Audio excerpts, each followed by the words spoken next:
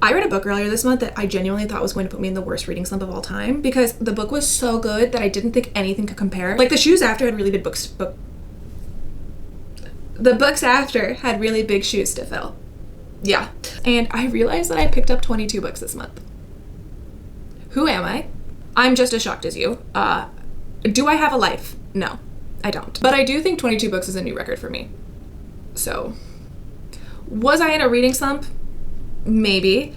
Did I still read these books? Yes. Did my reading slump hinder my experience with reading some of these books? Also, yes. So please keep that caveat in mind as I go through some of these. But anyways, let's get into it and see if I recommend these books for you. First up, we have Pachinko by Min Jin Lee. I really like this book. I did. I think the core of the story in here is there. However, I didn't love the execution. I do still recommend it, but I wish that it was written differently. The flow was just really jarring. There's a lot of time jumps that happen within here, and we go over like so many different generations of a family.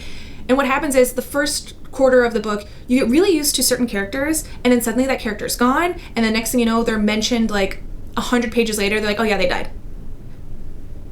So, I don't know. It was a little tough, but this story is still beautiful and heartbreaking in a lot of different ways. I just wish the flow was a little bit different while I was reading it. Next, we have Shield of Sparrows by Daphne Perry.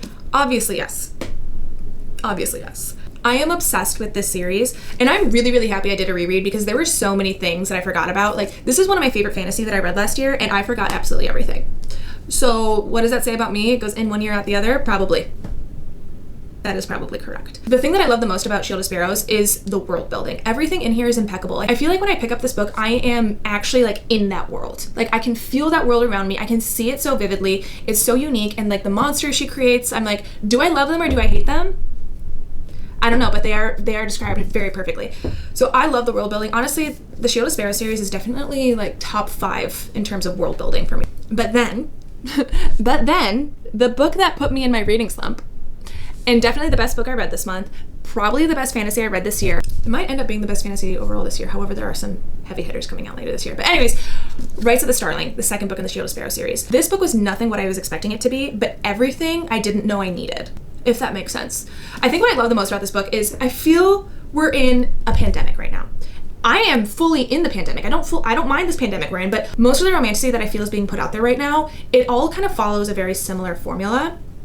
You know, you get 2 books and then a novella, a book and then a novella, and then the rest of the series. This book was amazing because I felt like it was a novella mixed in with a second book. But not only was it a novella mixed in with the book, the way that she lines things up so that there's like a parallel between the two universes that are, not universes, but the 2 storylines that are happening in this was incredible. And look, I love romantasy. To me, romance in a fantasy is not necessarily needed. It's appreciated, but it's not needed. And it takes a lot for me to be really obsessed with a couple or a romance story. And this romance was the most heartbreaking, emotionally devastating Greek tragedy romance I've ever read. It was so beautifully written. I'm gonna like get emotional thinking about it. But highly, highly recommend, because like I said, the way that she weaves in like this novella story while also giving us the story of where Odessa and Ransom are at and how they align so perfectly, where the dots are all like connecting. I mean, if I'm being honest with you, I think we all kind of knew who this person was by the end of it, and that's fine. There was still a lot happening in it where I was like, is this really happening? You know what I mean? But I love it so much. So highly, highly recommend. I am so excited for the 3rd one. I don't know when it's going to come out. And this is why I typically only like to pick up finished series fantasies. However, this month I definitely was breaking my rule left and right. Next we have, I was in a big sci-fi kick, especially after Project Hail Mary last month. But I'm just going to say this, nothing really compares to Project Hail Mary. Project Hail Mary is a staple in itself. But I picked up 1984 by George Orwell. Look, I know this is a classic. I know that many people had to read this in school. I DNF'd it. And I'm sorry. I will say this though, I do want to pick this up at some point in my life, not anytime soon.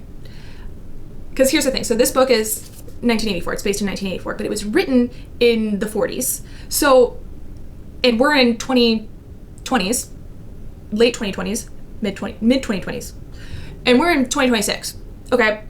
So you're reading a story that is in the past of writing the future, but that now we're in the future reading about the past. I know it's a really big oxymoron. I don't even know what oxymoron means. But what was really hard for me reading this was, the hard part was the slang and the terminology that was used within this book is all from the 40s. So you have that element to it. And then on top of that, the way that George Orwell writes, it's like everything is a metaphor within a metaphor within a metaphor within an inside joke based on the 1940s. So, that being said, I could just be stupid. Actually, no, I think I am stupid. But I was having a hard time, if I'm being honest. I would have liked to have read this in school so I could have a teacher who would just tell me like, and what do you think it is? Like, no, you just tell me, because I don't know. I don't freaking. Anyways, so I was having a hard time with this in that sense. I do want to pick it up again at some point when I want to feel intelligent, but right now I'm just not in that mood. From what I did read, it was good. I couldn't understand it, but it's okay. It's okay. And then honestly, this book is within the same breath as 1984. This author was definitely influenced by George Orwell's 1984, and that is The Dream Hotel by Leila Lalami. I really enjoyed this book. I will say the ending was kind of annoying. I would say this is definitely a maybe. High maybe. I just didn't love the ending of this. But much more digestible than 1984. I honestly had so much anxiety reading this though, because it's like, we're not that far off from what happens in this. So that's scary. If you want to be scared about where our society is at and how close we are to some alternate realities that could actually happen, this is the book for you. I just didn't like the ending. So maybe for me, yes for you. The ending actually wasn't that bad, but it was just like, maybe. After that, the book slump was really creeping up on me, so I picked up a Freida McFadden thriller and Want to Know a Secret. I'm gonna say no. And I think I need to stop picking up Freida McFadden books. Actually, no, I am gonna stop picking up Freida McFadden books, because at least some of her newer stuff, this one wasn't bad, it just left me wanting more. It honestly was really similar to Dear Debbie. It's just like, it's almost like she wrote two different versions of Dear Debbie but published both. If you've read both, you get what I mean. So I did like this better than Dear Debbie though. This was much better than Dear Debbie, in my opinion. I know a lot of people love Dear Debbie, but this one was much better in my opinion. But it's still no. And I still wanted a thriller in my life. And so I picked up All Good People Here by Ashley Flowers. No. Well, okay, it's a no, because the ending actually like pissed me off, because 99% of this book was so good. I was like, okay, I can't wait to see where this goes. And then the last freaking page, there wasn't even an epilogue. Like, it was so abrupt, and I know that's like a big controversy, I guess you could say. Some people loved it, some people hated it. I just kind of found it to be lazy. And to be fair, I could never write a book. That in itself is a huge accomplishment, but the ending was so abrupt to a point, like, I didn't even mind the ending. If there could just be an epilogue, I would have been fine with that. But not having closure pisses me off. Is there gonna be a second book to this? I didn't see anything. I looked up, I was like, is there a second book to this? No, there's not. This is how it ends. If anyone has read this book, you would understand. So, no, but 99% of this book is really, really good. So you can imagine why I'm so pissed off. But not in a good way. I'm not pissed off at the characters, I'm pissed off at the author. There's a huge difference. But some people loved it. Not me. I read Bloom and Blood by Ava Chase. This was author sent mail, and I'm gonna say maybe for this. A lot of the reasons why I didn't like this book is just my personal reading style. I think some people might like this, so definitely a maybe. Like, no for me, maybe for you. If I'm in the bookstore and I'm looking for a fantasy book, my first instinct is not necessarily to go for a white choose romance. This is a white choose romance. I typically only go for white choose romance when it is recommended to me, or specifically if there's a book content creator that I really like, that I feel like I have the similar reading style as them, I'll pick it up then. Other than that, I'm not typically a person to go for white choose romance. So there are some white choose that I like, but not necessarily all the time. In this book, we have our FMC and then 4 of her love interests, right? We got 5 characters right there. And then on top of that, we have an alternate reality where all 5 of them exist as well. So we're getting to know these characters, but we're also getting to know them in the alternate universe. And then we also have 3 different like plots going on. The why choose romance was definitely in the forefront of this book. So that is a big reason why my experience was hindered a little bit. But then on top of that, the plot was really, really, really complicated. It felt like the plot points happening within this book should have and could have happened over 2 books. But right now it was just too much between the 4 love interests in the 2 different realities, and then also the plot points. It was a lot for me going on, and it was hard for me to grasp onto one thing, to be like, okay, so follow the thread. It was hard to track, and it was hard to follow. So I'm going to say maybe. If you are a why choose romance person, I think you would enjoy this. If you're not, I don't think this is the book for you. I picked up Conform by Ariel Sullivan.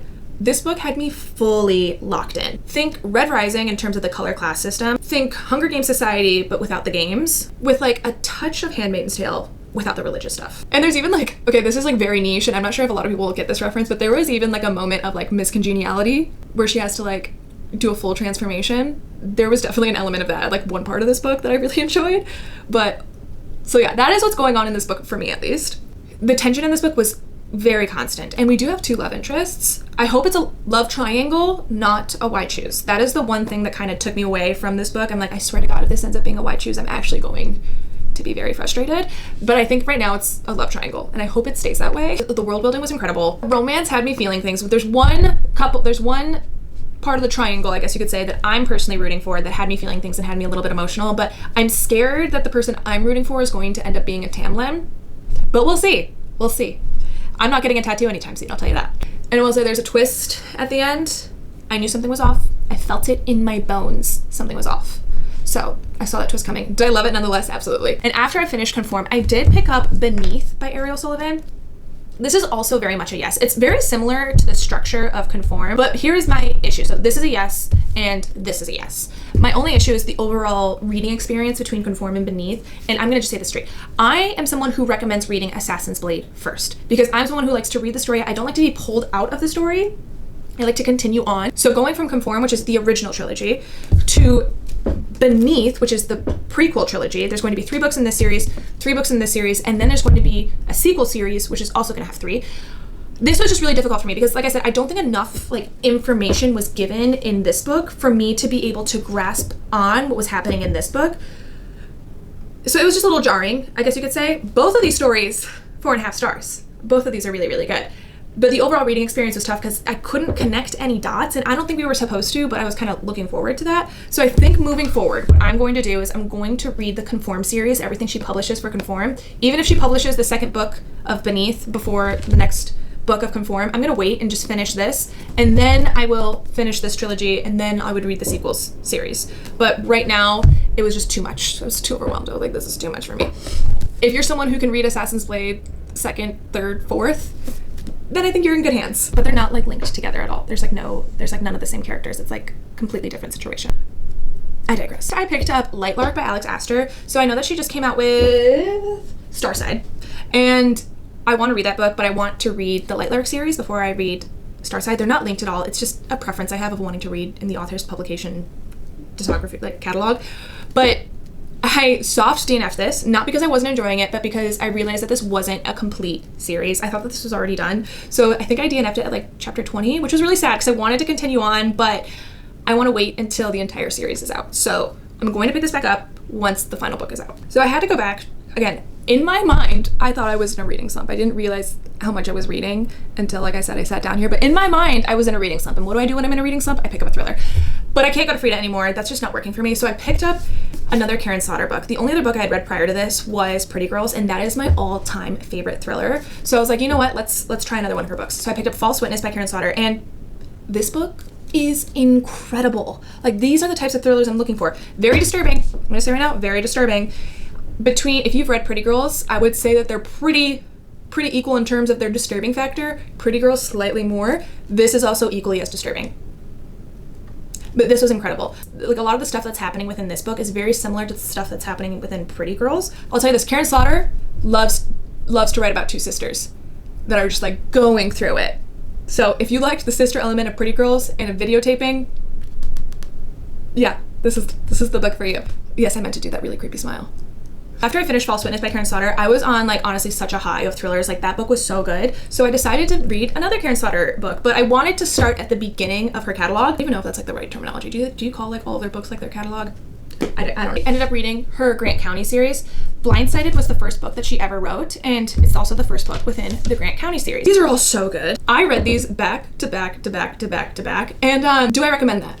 No. These are all really good, but they're all very, very dark. It honestly became a lot, and I'm just the person that when I pick up a series, especially if the next book is already out, like, I need to finish it. I'm like, you know, let's get the thing done. This is the only series that I would say I do not recommend doing that, just because it is so dark. Like, individually I could do like one at a time, like read one, read a different book, come back, read a different book, but I don't recommend doing them back to back to back.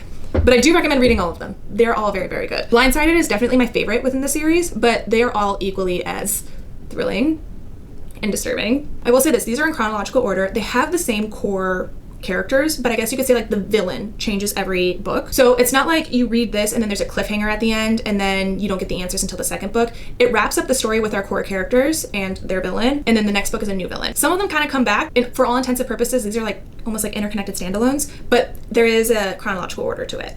Highly recommend. My other caveat with this, if you're an immersive reader like me where you listen while you read, the narrator for the first 5 books, excellent. Perfection. Great job. The last book, they switch up the narrator. I ended up having to skim the last book because the audiobook narrator was so bad. It was so bad. And the production was awful. I'm sorry, I really don't like listening on narrators, but honestly, if the production was better, I just felt like they were whispering. I was like, did the budget get that cut? I don't know. It was bad. So I ended up skimming it because Karen Sauter does have another series, the Will Trent series, and I do plan on reading that at some point, probably next fall. But there's vital information in the last book of this that apparently comes up in the Will Trent series, so I wanted to know what that was, so I ended up skimming it.